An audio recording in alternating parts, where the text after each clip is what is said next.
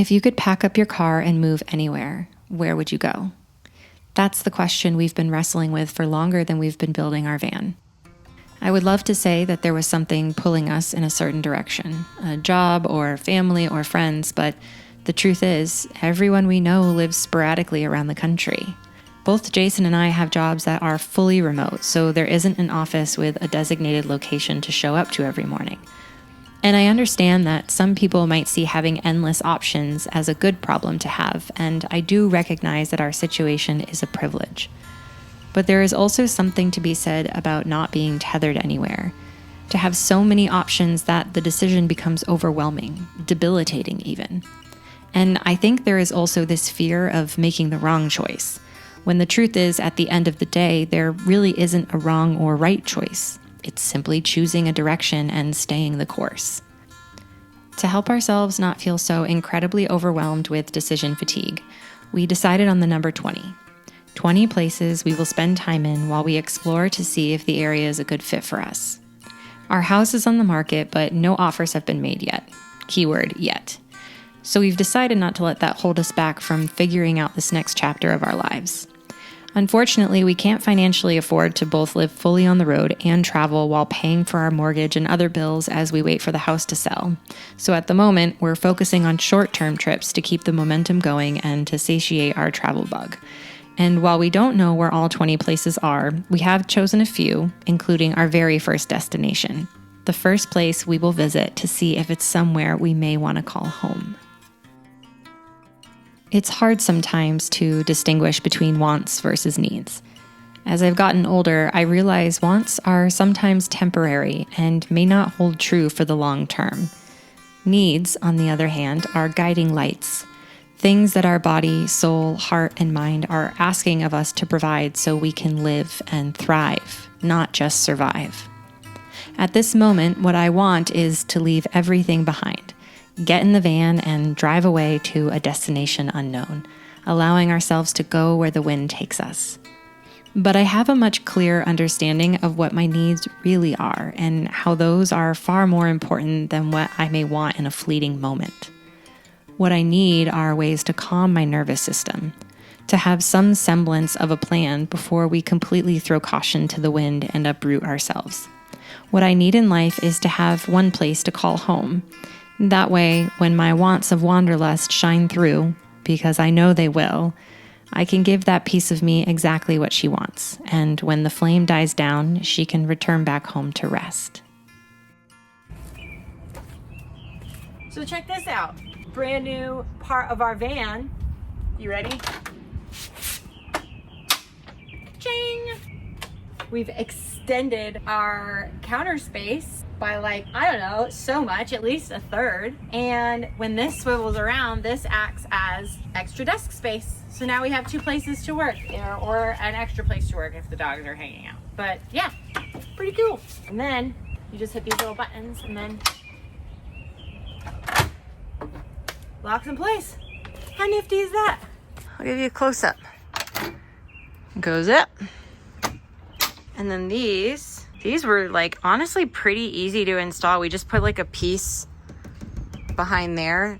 We took the drawer out and then put a piece behind there to add extra support. And and then this is just the little lever here that you do on either side to release it. But freaking awesome. And this wood is the same wood that it's the other half of this wood that we used for our adjustable table base that also goes into a full length bench that we've been using when the dogs are in the van. So freaking sweet.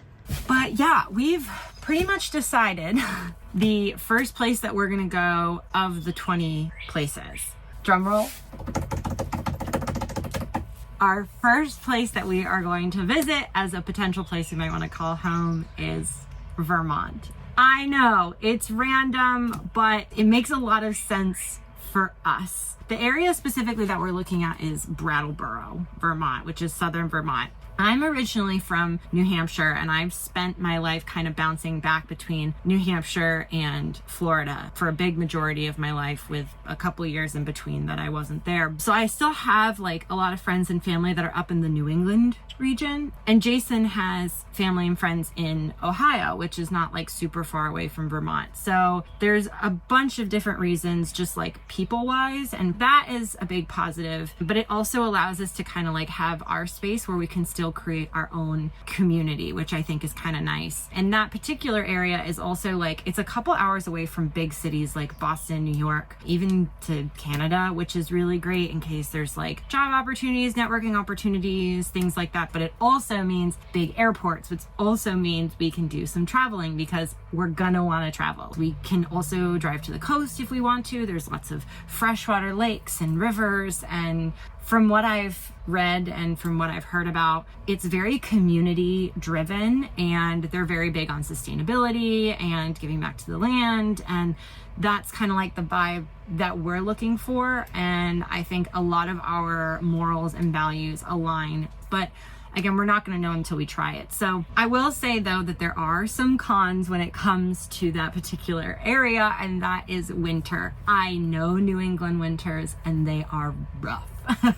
You really need to be like proactive in the winter time and really lean on community and have a lot of hobbies and outdoor hobbies like to really get you through it. Yeah, it's definitely not my favorite part of it, but that's really the only con that I can think of. Yeah, I just think that there's a lot of things that like check the boxes for Vermont. I'm pretty excited for us to be able to like spend some time there. And the plan is we're going to do like a 2-week stint. The first week is just us as a family. We're going to spend time reconnecting.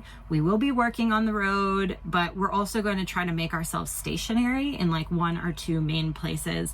So that way we can also experience like slow living and really immerse ourselves. The second week we'll be visiting family and friends, and then we'll make our journey back home. We're also like kind of leaving it flexible, I think, towards the end. Our word for the trip is pivot. And if at any point something isn't working and we need to pivot, we can do that. So it's a great test run with the dogs and all of that. I'm pretty excited. So if you know anything about Vermont, let me know. So curious if there's maybe like suggestions of places we should go or things we should do, or just anything really in general, let me know. So I'm gonna go get lunch now. Let's go.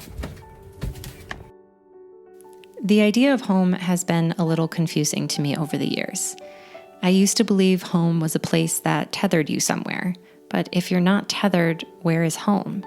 If everything you've known is to not be anywhere for too long or to be pulled back and forth in various directions, how do you know where your touch tree is? Home is where the heart is. Home is what you make it.